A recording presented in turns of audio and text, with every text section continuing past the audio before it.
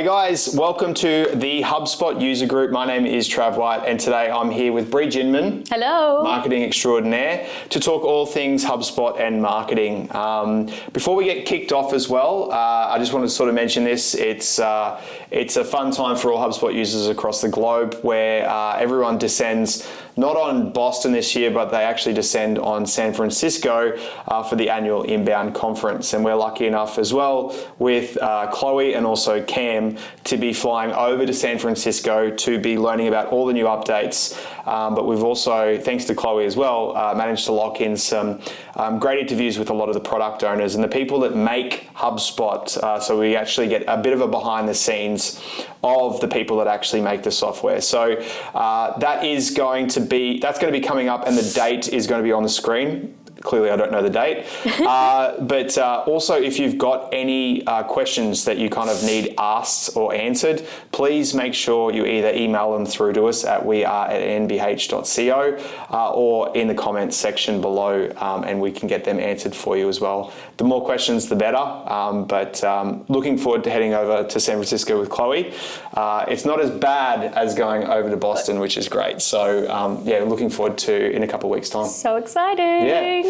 But in the meantime, I think we've got Brie here. We're going to discuss all things marketing when it comes to using HubSpot. The one thing I don't want to do today is really focus on the things that kind of are blaringly obvious, but also how to maybe utilize some of those tools to be more effective, but also potentially some things that you haven't really thought about. We'll try to bring in some statistics and data to sort of like help bolster the reasons why you should be using those. And I will say for us here at Neighborhood, we live and die by the sword when it comes to using HubSpot. So we use all aspects of HubSpot when it comes to our very own marketing, even down to video as well. So we'll try and sort of touch on a few topics.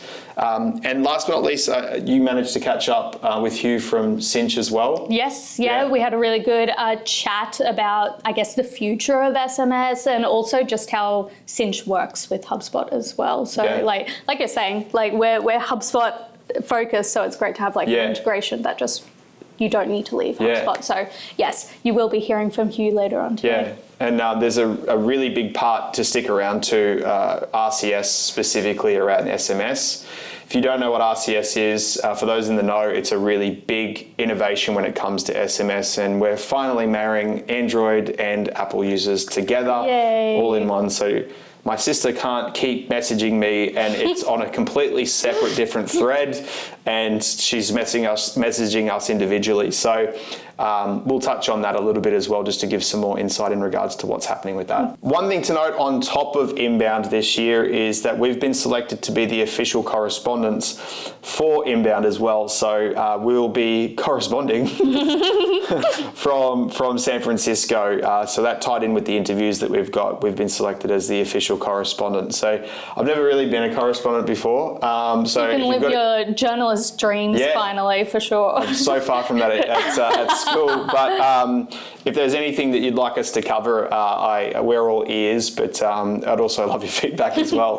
But yeah, so this year we're the official correspondent for Inbound as well, so that's great. So to get things kicked off for all things marketing inside HubSpot, I think it's important to take a bit of a step back and look at the landscape of where things are at the moment. I think when we first started HubSpotting 10 years ago plus. 8 years for me. Well, there was only Marketing Hub. It was just a CRM and Marketing Hub. It was very sort of inbound friendly funnel. It was all about creating content and bringing people in and then using the systems and the automation to go through and nurture those through. I think fundamentally that is changing, mainly because we've got AI, mainly because, even as a society, we've become better at researching and understanding and becoming smarter in how we purchase and our purchasing habits. Yep. Did you want to talk a little bit, I guess, on how that's evolved, I guess, over the years and how HubSpot's kind of accommodating for that? Yeah, well, I think, like you said, customers are getting smarter. We have more access to research. And I don't think anyone wants to treat their customers as stupid anymore. Like, instead of educating them, it's bringing in the sales team and the marketing team and the customer success team together to create a full experience rather than just the singular siloed experiences. And with that, I think HubSpot's trying to follow along with that because that's what everyone's trying to do.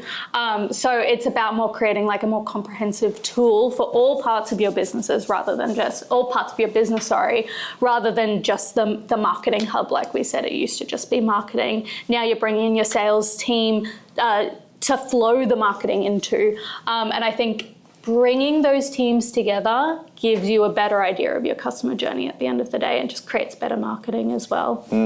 There was a term that was coined, I think, that is like, it's embarrassing, but it was called Smarketing, and I think this was like one step closer, where historically marketing silos would be marketing, you bring the leads in, you do the website, you create the leads, you pass them through to sales. And I think what was happening, I think maybe 5 years ago, is that the amalgamation of both sales and marketing were coming together, having a feedback loop from what is and isn't working, marketing offering sales enablement tools to help them close, but giving that feedback loop, which seems pretty straightforward, but it doesn't happen within a lot of organizations, is that sales being on the same team. So what we sort of encouraged was that marketing and sales one team, and then basically there wasn't a sales meeting, there wasn't a marketing meeting. There was I didn't want to call it a Smarketing meeting, but there were, because if marketing has better insights into what's closing and what isn't closing, then they know what they need to change at the front end. Vice versa as well, if the leads aren't coming through, vice versa from the front end as well. Yeah, what's happening there? Giving sales that feedback to be like what isn't, so that they know what to do as well. Yeah, I think back in the day it was very much like, okay, yeah, we promise you like 200 leads and then there you go, our job's done kind of thing. But now it's understanding that marketing carries throughout the entire journey. Sales is throughout the entire journey as well. So it's more about the conversions, but also, like you said, the feedback loop as well. Yeah. If you look into, if you go online and look into revenue operations, is quite a large methodology over in the States. It's starting to become more prevalent here in Australia. But the revenue operations and really looking at a centralized CRM to manage the business, the revenue operations of the business.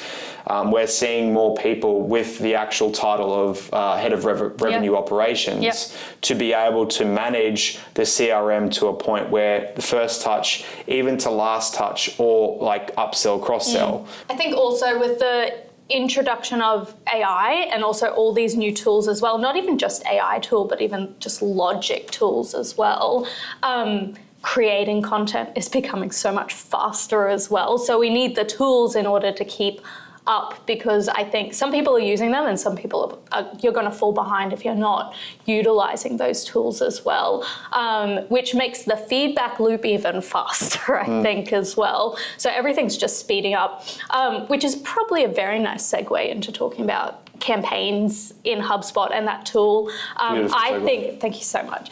I'm so good at segues.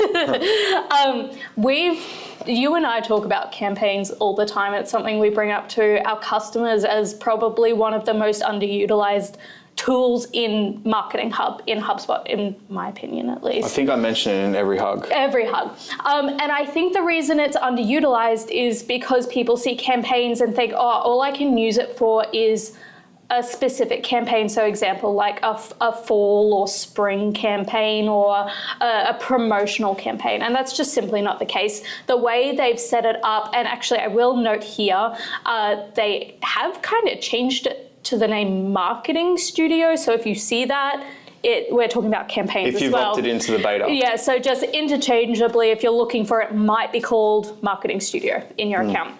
And if you're looking for the betas, top right corner, product updates, that's where you can find all of that. But campaigns, it can be used for more than just a quote unquote typical campaign. And I'm thinking that wordage came about from more traditional marketing when you did do campaigns.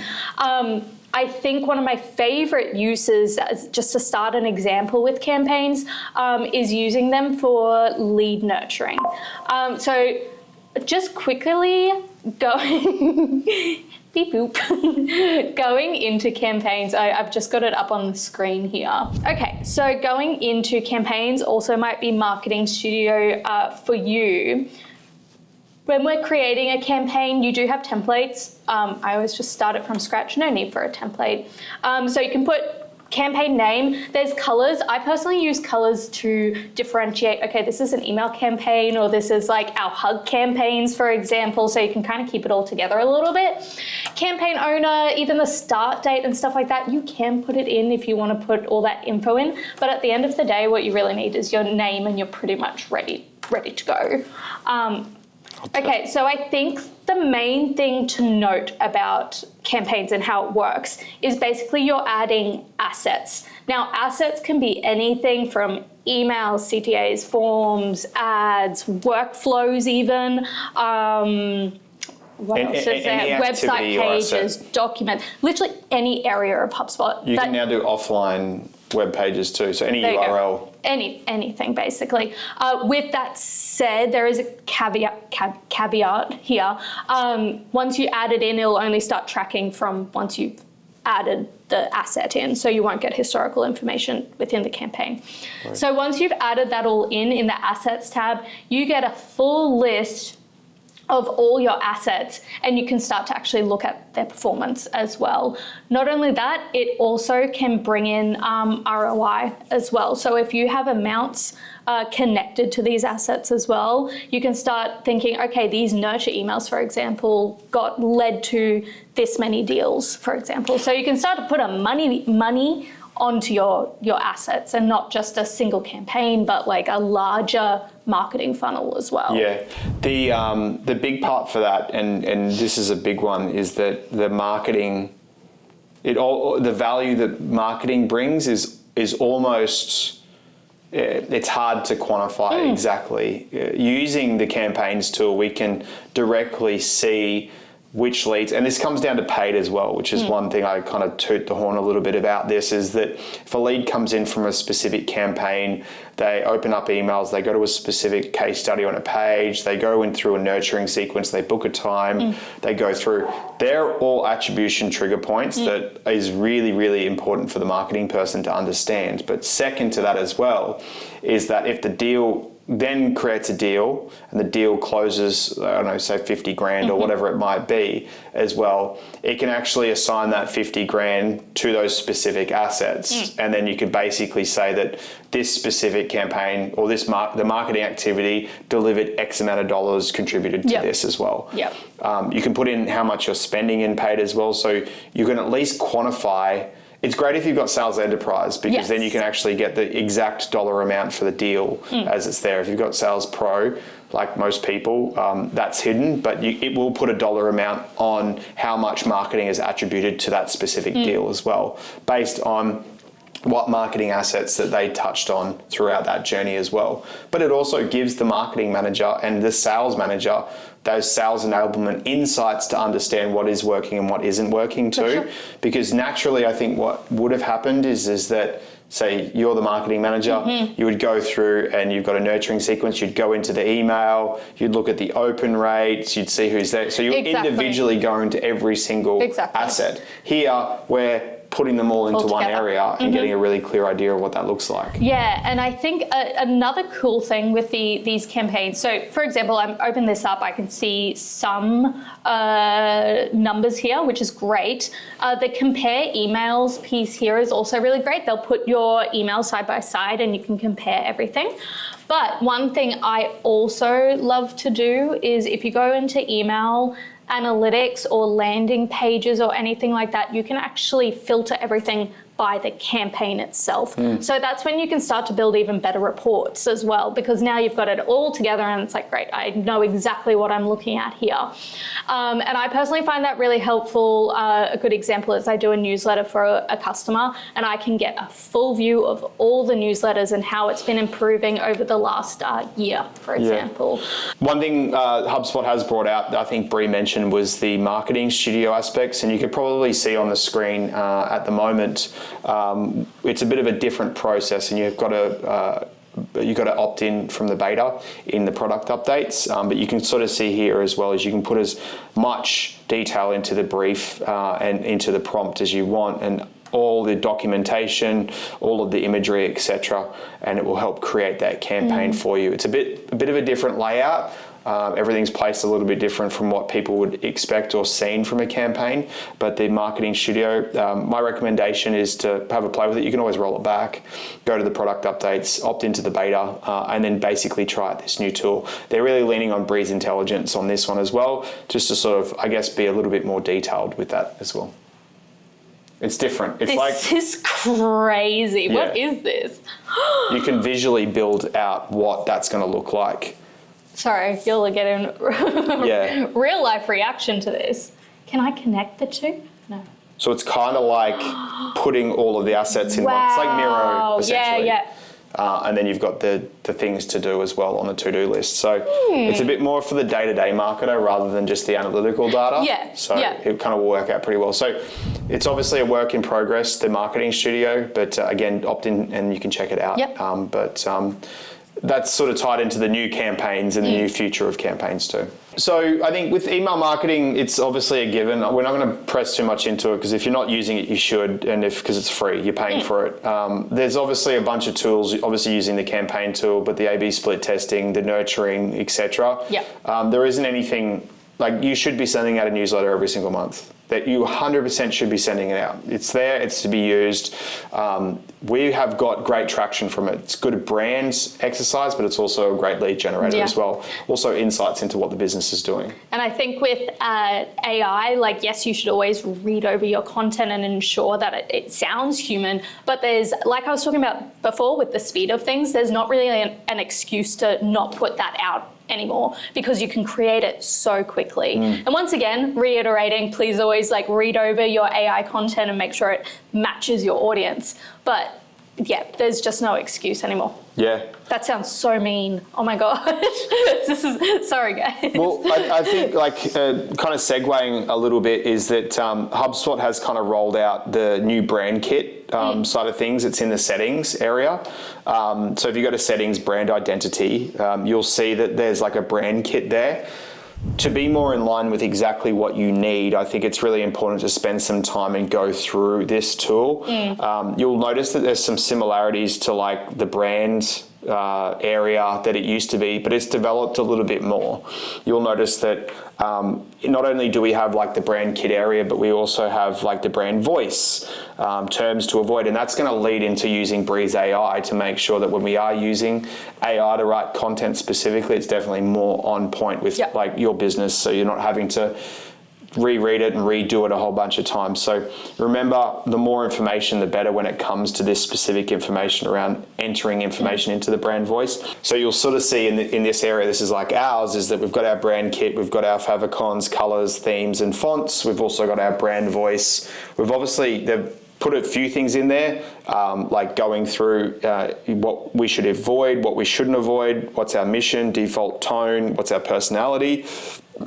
You can also give it additional context as well in regards to our industry, what we do, and all of the other chevrons underneath that as well, being able to break that down. The more information it knows about you, the better it can do as a job. So my recommendation as well is as we sort of start stepping through this AI evolution when it comes through marketing as well, really sort of like investing a lot of time into this because it will save you time if you're having to repeat yourself over and over again.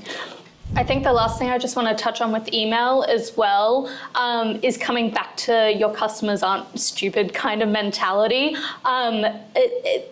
With your nurtures, don't set and forget them. They need to be optimized and looked at and changed all the time. And I think what people miss is they make it a bit too marketing and salesy and less person talking to person. And that's what people want, is that human interaction when they're getting an email. So it's kind of moving away from the classic like, oh, here's 10%, that's always great, like a promotional thing. But coming from a person or from the director of the business or something like that always adds that little extra as well. I think it's also like when you're nurturing, making sure that you're giving value and not always asking for the sale. We're trialing something at the moment where we're doing a sentence.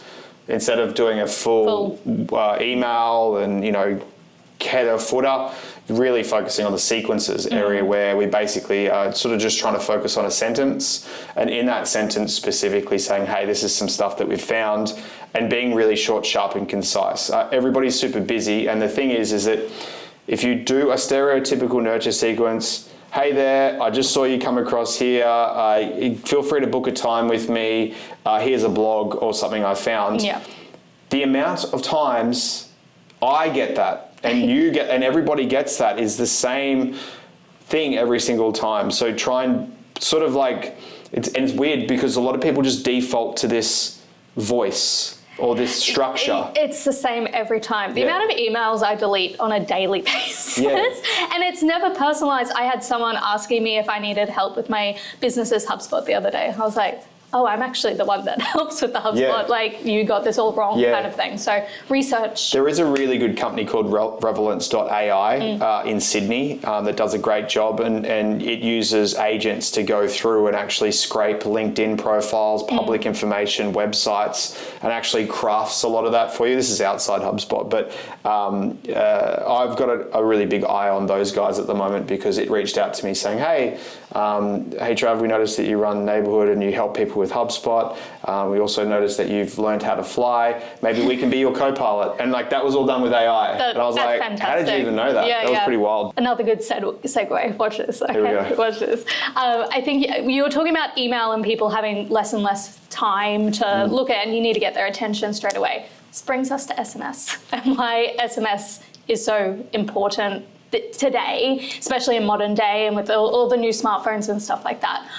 So I kind of wanted to move into talking about Sinch as well and how that works with I will say, HubSpot. Just before we get stuck into that, I think there are some rules with SMS and I think that it's important to sort of like run that. SMS is great for B2C. Perfect. People, B2C don't live in their inbox. They live in their SMS inbox. But I think it needs to be super respectful as well. Like, I think about it like rocking up to somebody's house. I think it's fine every now and again to knock on the door, probably not. But like doing it all the time and being really repetitive and being really full on is just going to be super annoying, and it's going to just sort of deteriorate their brand in their eyes as well. Definitely. B2C, I think, really works well from like a transactional standpoint as well, all those nice to have. So for us, it's like a text message, we're stoked to have you on board, or we're closed, or whatever that might be. I think the SMS component of it needs to play a role no matter if you're B2B or B2C.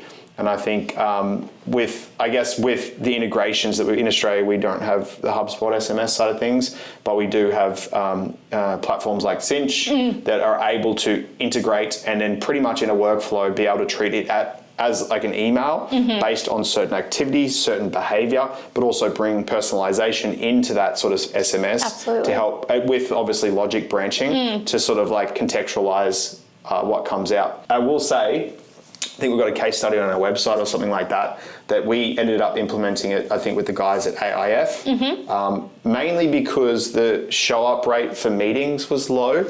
Interesting. So what we did is that the morning of the meeting that they were having with the salesperson, we basically did we can't wait to meet you. Here is a Google Maps link that automatically predefines how to get to the office from where they are currently as well, which just helps them find it a whole lot quicker, but also reminds them too. And it was always signed off and sent by that person that we're meeting with as well, so they could reply back and SMS back to them as well. That there is just one small little use case that it's marketing's job to get someone to the door. I think that one of those use cases worked really well. I think the show-up rate just increased dramatically. That's awesome. Yeah. I think one of the big things that is coming to SMS is RCS, which is a big thing. And I think we've been hearing it, I've been hearing it on tech channels for I'll be honest, the first time I heard about it was last week. So this was like awesome new news for me. I got very excited about it. Very excited. I think that I had to write it out. It stands for Rich Communication Services. And I think that the issue specifically is that a lot of the Android communications, if we're looking at that sort of SMS, really revolves around the typical SMS network through the carrier, where a lot of the iPhone really revolves around the internet and sending specific, which is not too dissimilar to Facebook Messenger, WhatsApp. Instagram, direct message. It just makes it feel like it's SMS, and then the default, if it can't send via the internet or through the iMessage service, it will default and then revert back to the SMS, which goes via the carrier. The RCS is really trying to, and this is coming out in Australia in January, I think it is. Yes. Ish? Yeah, ish. It's kind of about merging those together. Which blows my mind. I don't know how they do it. But yeah, Hugh talked a little bit about it and also talked about how the technology is not necessarily new, but it was kind of waiting for the world to catch up a little bit. It's kind of like forcing iPhones to have USB-C. It's also, what was the... Forcing iPhones to do anything. Epic Games with the App Store. So there's a bit of a change coming. Yeah. So we actually caught up with Hugh from Sinch, and we talked a lot about RCS and the future of SMS. So we have some of that video now for you guys. Hi guys, we are now here with Hugh, who we caught up with a bit earlier. Hugh, I would love if you could quickly introduce yourself and tell us a little bit about Sinch as well, please. Cool. Hi everyone, I'm Hugh Haley. I head up partnerships for Sinch in Asia Pacific. Some stuff about me. I've been working in text messaging for nearly 20 years, both in London, and I moved to Australia to set up a business here in 2005. Sinch, so Sinch basically pioneers the way the world communicates. We connect businesses through to mobile phone networks for SMS, email, voice. Increasingly, though, we're looking at the newer channels, so things like RCS and WhatsApp, working with the likes of HubSpot for a long time now. And yeah, really excited to be here. Thank you very much for having me. Hopefully that's a bit on me. Amazing. Now, I wanted to understand a little bit how Sinch currently integrates with HubSpot. I do remember I've been working with HubSpot stuff for about 8 years, so I do remember back in the day, like message media was originally like the number one go-to as well, and now you guys are Sinch. What does that look like now, and what kind of features do you have with HubSpot? Okay, so Sinch acquired Message Media about 3 years ago. One of the main reasons we bought them was the kind of integrations that they built with HubSpot, the ecosystem play there. So effectively, what we do with HubSpot is we almost try and not be there. So you stay within HubSpot, but you get all of the features that you can get with Sinch. So effectively, it's SMS now in Australia, MMS. But we're looking at bringing new channels like WhatsApp and RCS, more of which later. And really, you just get an account, download us from the marketplace, set up, and really in a matter of, I want to say seconds, but realistically minutes, you're good to go. It's linked into your flows and anything that you want to do with HubSpot to send messaging out to the mobile channels. I think a really interesting thing Hugh brings up, and that is the ability to do things like carousel. So it's like almost taking MMS to like the next level. And we do know that SMS has around an open rate of 98%, which is amazing, because when people get a text message, they look at, you open it. I tend to leave things in my inbox sometimes, but majority of people are going to open a text straight away. It's just what we're used to. And then click-through rates are about 36%. But there is some saying that that's going to increase because we are going to get new things like carousels and more rich text type of stuff that we can put in text. The marketing is just going to change and almost become a bit like email marketing, but smaller. So I'll pass back over to Hugh. He talks a little bit about open rates and what that kind of looks like now and what it's going to look like in the future as well. Next question we have, so I believe we did a little bit of research. So SMS has an open rate usually of around 98%. And click-through rates of up to 36%. Would you say this is true, and why? I think probably if you looked at your phones, you'd sort of realise it's true as well. Like I don't know about you, but my emails, at least my partner's emails, they're not opened as much. And you might open up. I think with email, you might open up the emails you want to open. You kind of get that preview, and you can say, okay, this is important, I need to read it, or this is a marketing thing, I'm interested in the product. Whereas with SMS, there seems to be a kind of inherent, this is in my inbox, it's important, and I will open it. I have met people who have got, hundreds of unread SMSs. They typically have thousands of unread emails, but, typically, it arrives in your inbox, it appears urgent, it appears important, and people tend just to interact with it more. So the 96 to 98% is right, and the click-through rates, you can get 36% easily. We have seen, unfortunately, the scammers kind of ruin the party for everyone a little bit in terms of trust of those links. Part of what I'm working on, particularly in Australia, but we're seeing it around the world, is doing things to restore trust in the channel. Australia will be having an alpha register soon. So you'll be able to register your brand's alphas through with the government. We do that already as Sinch, but this will be a centralised register. Hopefully that will restore some trust, deal with the scammers, and then you may even see a higher click-through rate than those 36% as people get back to thinking, this is the brand I was expecting it, and I do trust this link, so I'll click on it and have the experience that I want to have.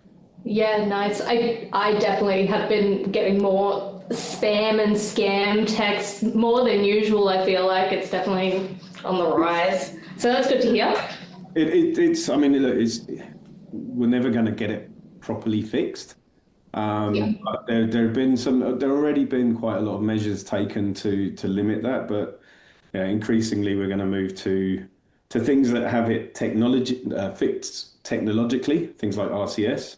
And then also this kind of the registration of alphas. It does mean, though, unfortunately, a bit more upfront friction for customers.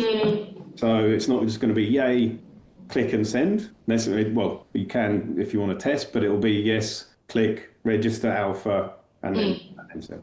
Could you maybe walk us through a couple of, I guess, key SMS use cases or campaigns that you've seen throughout your years, and I guess maybe their impact on ROI if you have that?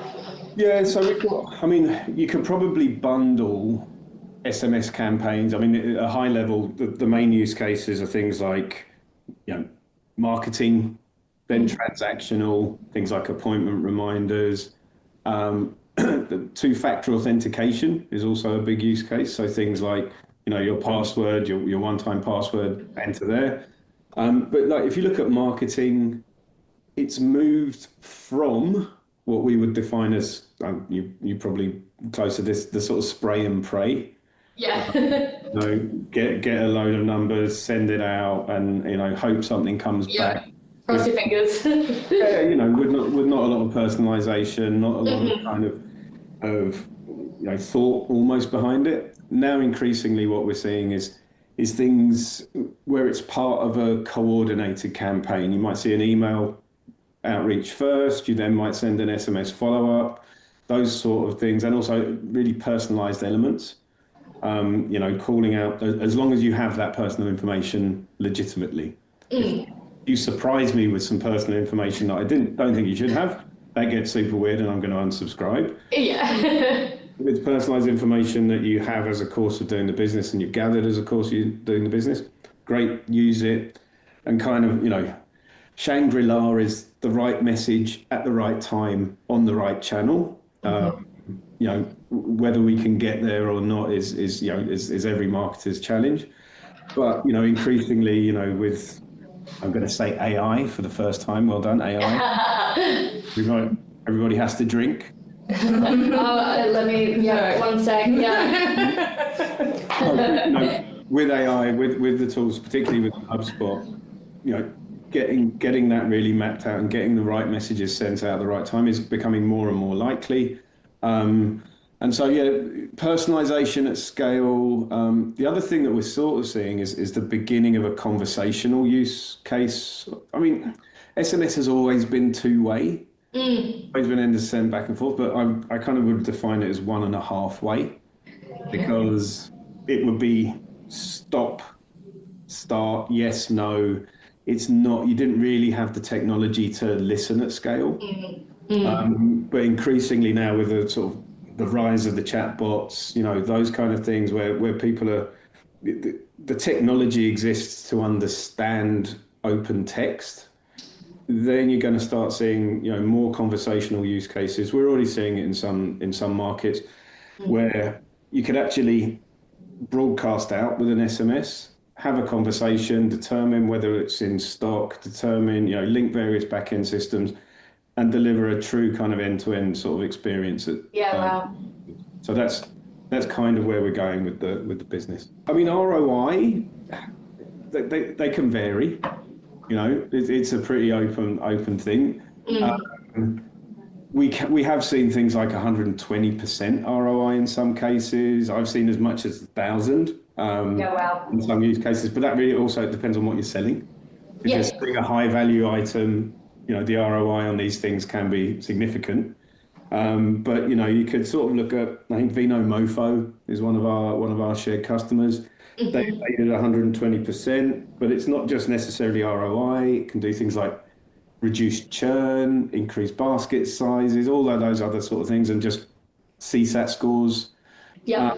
So Vino Mofo is a good one.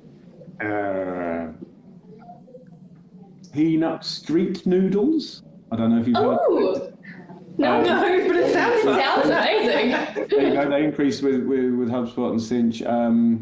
I think they increased by about 50% on their ROI. And I think one of the kind of friction points for choosing SMS is it's more expensive. It's a more expensive channel, and brands who may not have adopted it yet have really probably been blocked off by that price. However, I kind of suggest do a small test on a subset, maybe even just use it for your VIPs. See if there's more, if you spend more money on this SMS, it's not ridiculously expensive. I think if you kind of go back in time to when I was a boy, you'd get letters and they would cost $2, $3, $4 to get. We're talking a matter of cents for an SMS rather than, I think, if you compare it with email. You will see better ROI, particularly one of the main use cases, or not use cases, if you're seeing your email interactions dropping off a bit, maybe that's the time to start looking at an SMS play. If email interaction and what's the word I'm looking for? If the interaction with your email is dwindling, have a look at SMS to see if you can trigger those guys getting back in and shopping. Yeah. Like you were saying in the beginning, Trav, as well, talking about like B2C and B2B and which kind of industries are going to, I guess, benefit from texting the most. We did ask Hugh about this, and he said basically everyone, and I don't think he's wrong, because basically any industry can benefit from SMS marketing. And I'll hand him back over to Hugh to talk a little bit about this as well. I'm just curious, are there any particular industries you really recommend SMS for? This is one of those weird questions. Sorry. I will walk down a road and every single shop I walk past could use SMS in some form. If it could be the classic sort of retail stores, driving you back into store, could be your dentist. One of the great things about Sinch is we work from everyone to sort of from a bedroom coder, a sports club, a school, through to the world's biggest tech companies, the world's biggest banks, the world's biggest airlines, and every single person in between, and every single business in between that. There might be different use cases there, though. The retail star, if you want to sell more stuff, SMS is great, but typically combine that with the other social channels, combine that with email, and play. But it could also be use cases around your sales flow. Has a user signed up for something, gone quiet? Give them a nudge on SMS. Has a user, even in things like CX. So we've got SMS, and in Australia we have MMS as well, and in the States MMS is really going well.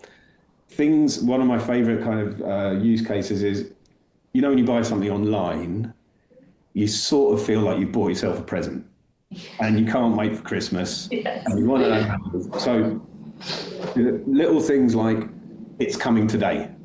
Simple as that. Feed into that kind of Christmassy feeling of, I'm getting, Jeff Bezos Santa Bezos is delivering.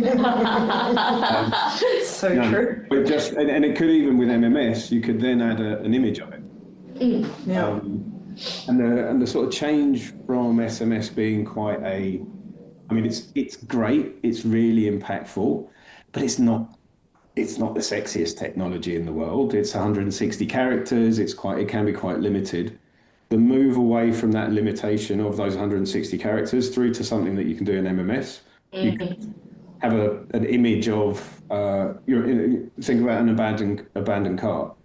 You've got a little winking image of the thing that you really wanted to buy, but you weren't quite sure you wanted to buy it now. You get an MMS with that going, you sure? No, and the conversion that you could get on an MMS, and again, MMS is a little more expensive than the SMS, but that use case, the way you could do that, and then again, an MMS saying your new pair of shoes is arriving today, or even if it could be your car could be being built, and you could send an image of that car. We're putting the engine in today. I mean, that might be a sort of specific. I like that one. I like that one. I would get very excited. Yeah. But using that message trigger throughout the whole sort of CX journey, it could, those sort of things can sort of add up to really improve things. I think that leads into the next question, really, which is around, I guess, best practices for effective SMS marketing. Like you said, it is like you've only got 160 characters. It is quite limited if you're not using MMS. Is there anything you've found that works better than other things? In is absolute must. You really do have to. I suppose you're obviously the concierge of your brand. You need to make sure that you make sure, and sometimes opt-in can mean more than just tick a box and quietly give me your phone number. It can be kind of maybe express consent to beyond just opt-in. That's best practice. First, obeying the law is minimal. Yes. You have in Australia the Spam Act and those sort of things, but if you really want to enhance and elevate the experience, make sure that you go beyond where the law wants you to be. Send at the right times. Don't wake me up telling me you want to sell me a pair of shoes. Make sure that sending at the right times. Typically that can be kind of, again, there's not necessarily a kind of, this is between 10 and 10:30 you will send it. But typically, if you think about how your users are reacting through their normal work day, for example, super busy 9 to 10:30, 10:30 to 11, there might be a coffee break. Maybe try and get them there, or a lunch break. Maybe that's the right time to do it. Could you cycle it towards their paydays or towards the end of the month? Obviously we have what we call SMS Christmas, which is the Black Friday season. Yes. Marketing time, you guys are familiar with that as well. It does seem a bit weird that we stack all of this in these little pockets, but that's how the world does. So obviously, Black Friday is important, and the time around that. But potentially, as you go kind of around, I'm doing work in Asia now, around religious holidays, around even various cultural times as well. So right time, right message, express consent. There's loads of different ones. I have this sort of concept of send less but send better. So marketers and businesses in general, when something works, they love doing it a lot because they keep pressing the button and coins keep falling. However, it does work. You should probably keep pressing that button, but you should also keep monitoring your unsubscribes. Yes. So, try and match those up. Sometimes, less can be more. On SMS, Trav, do you have WhatsApp? I do. I personally don't have WhatsApp. Really? Yeah, I don't really. When you travel overseas, how do you communicate with people? iMessage, actually. But what about people who don't have Apples? I don't know anyone with an Android. I actually don't. This is an interesting thing I heard the other day, is that we don't understand why WhatsApp is the thing, and people in America don't necessarily know why it's a really big thing. But when someone mentioned this to me, and I can't remember who it was, is that in Europe, the countries are so close to each other, is that everyone has different carriers, and when you cross it, you don't want to be going and changing carriers. But having WhatsApp gives you the ability to use it all the way through. Yeah, and then I think you've got like Messenger and a whole bunch of other ones that are trying to jump, owned by the same people. Yeah. But that made a lot more sense why WhatsApp is so popular, specifically in the EU, is because there is a whole bunch of countries all jammed next to each other, where we're on an island. Yeah. There's only going to be 4 carriers that we sort of really work from. that we can pick from. And even in the States as well. Yeah. So, I think that WhatsApp just takes it for another level of privacy and security as well. Yeah, and Hugh talked a bit about what that looks like with Sinch, and the integration with HubSpot and messaging as well. And like you said, I do think it is more popular in other countries, but it still has a place here in Australia as well.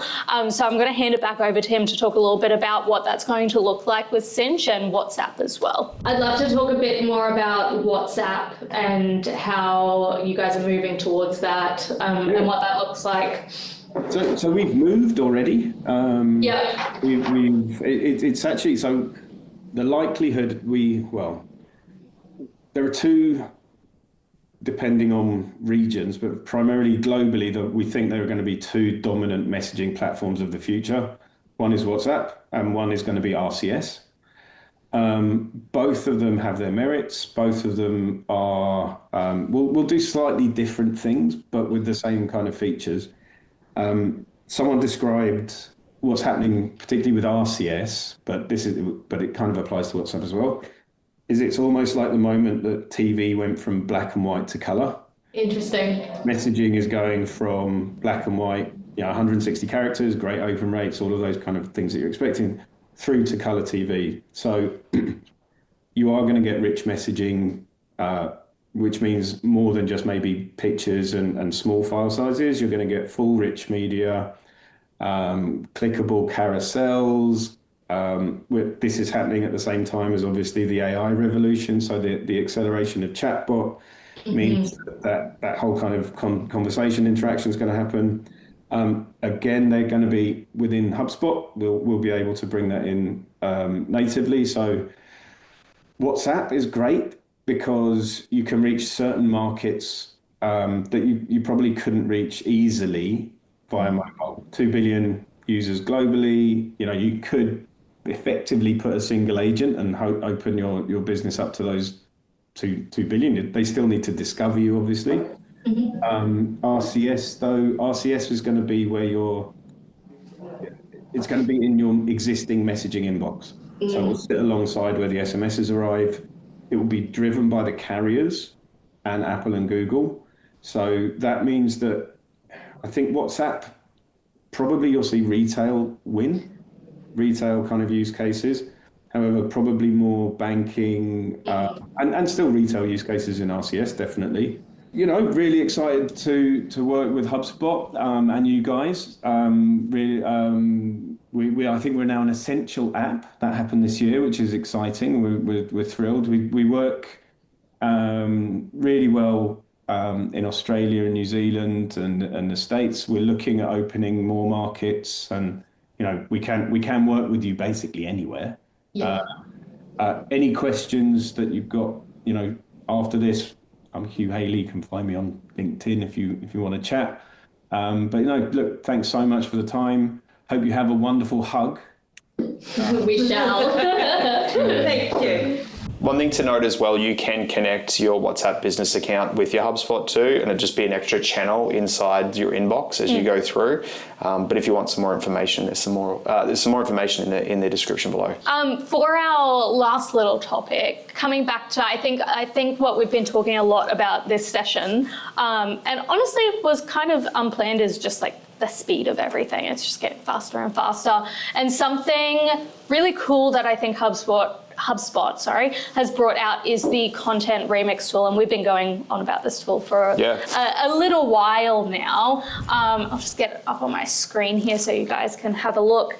But basically what it does is quote unquote remix pre-existing content so that you can get content out faster.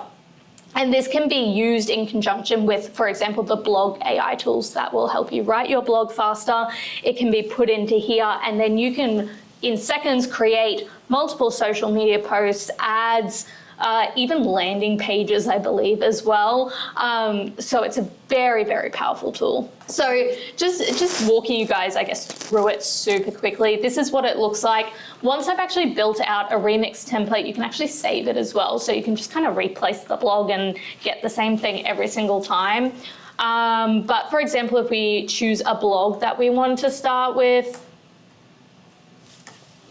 go like this. And then we can start adding what we actually want to remix. So, this is a freeform prompt. Interesting. We can do ads, we can do another blog post, for example, especially if you're trying to build out that content pillar, that would be super helpful.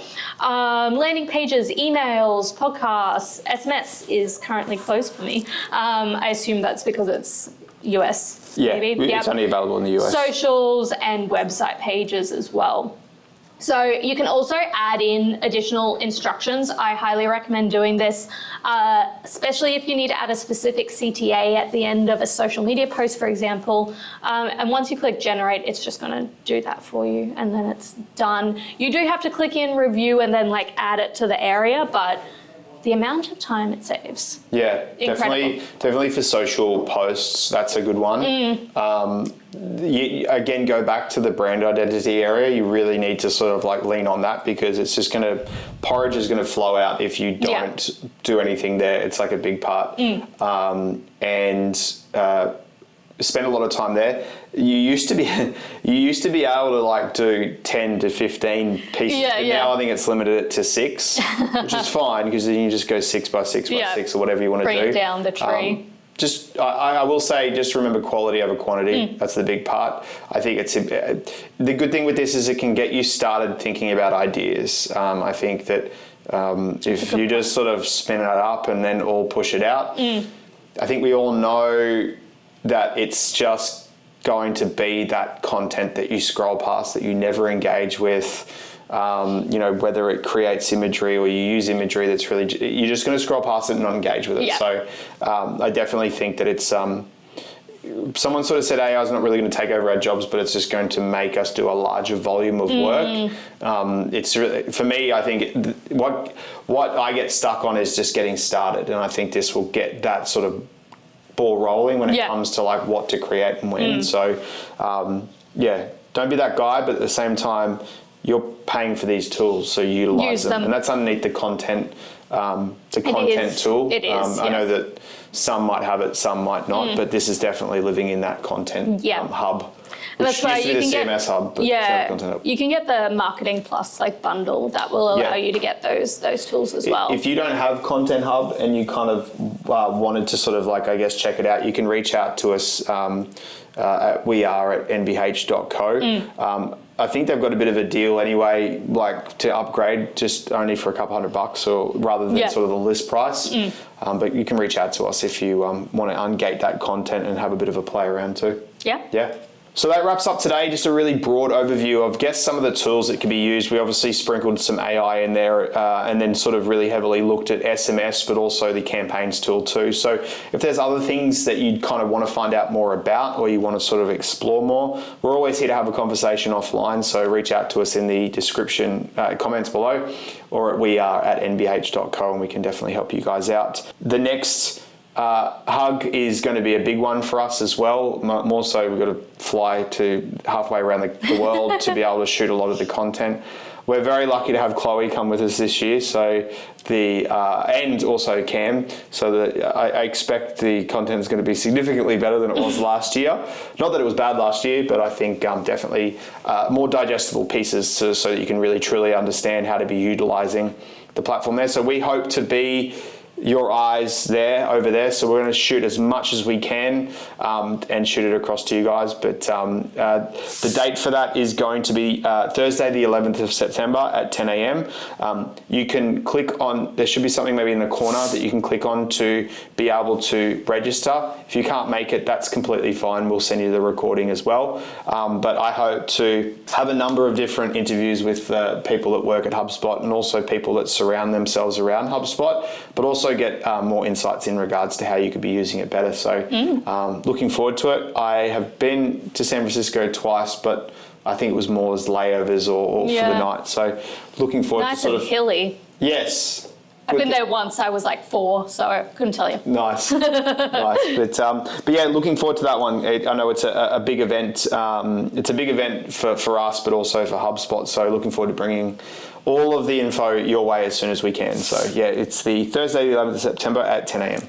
Exciting. Cool. Well, thanks, Brie. And also thanks, Hugh, up there in the universe there for having a chat with us as well. And we'll catch up with you in about a month's time where we're going to be talking about all things and some new products and some new features inside HubSpot. So look forward to chatting to you guys then. Catch you later. Bye.